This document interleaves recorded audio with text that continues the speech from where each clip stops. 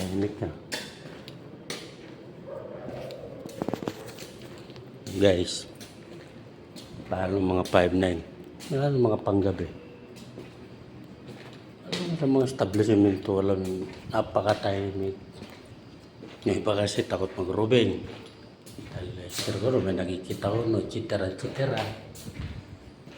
Gusto mo lang may kasama. Gusto may kasama, nag-rubing. Simple lang, may diskarte dito. May cellphone ka, para na rin may kasama. Mag-video ka, mag-vlog ka na rin.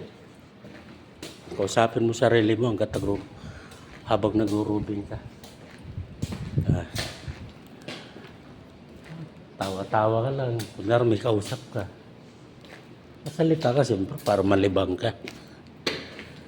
Para makaiwas na rin ba yung ano? Yung hindi mo nais makita. Minsan mararamdaman mo pag napunta ka sa lalo-lalo na sa baba. Mararamdaman mo yung alam mo yung namamanid yung pamo tsaka kamay mo yung manid na malamig. Kung sini-imagine mo na parang sumusunod siya takatingin. Ito yung technique mga ka-5'9". Kung nag-rubing ka sa mga tahimik na lugar, lalo na kung malawak yung iniikutan mo, tapos ikaw lang mag-isa, ito pwede na itong solusyon. Cellphone, mag-video ka, vlog ka, kausapin mo sarili mo sa cellphone. Malibang ka lang.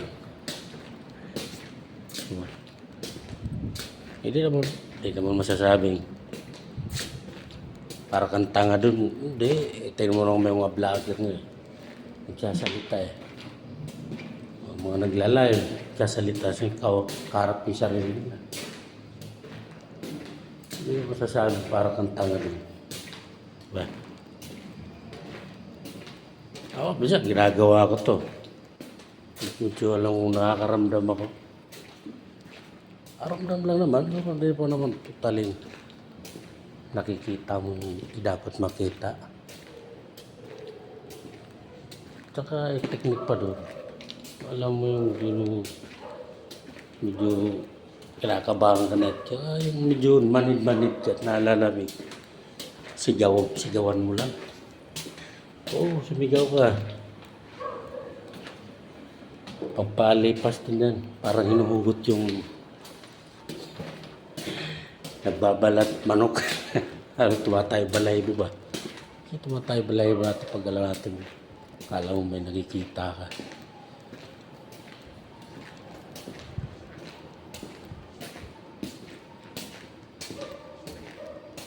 Pati tuloy ako.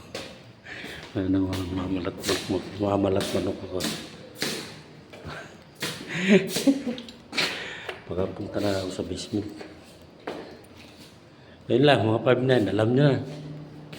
Para malibang lang, di kayo mag-isip na kung ano, hindi mag-imagine na kung ano siya, hindi nakikita.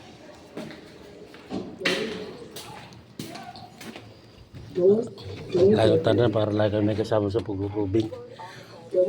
Medyo. Kasama mo sarili mo sa video. Ito sa elevator.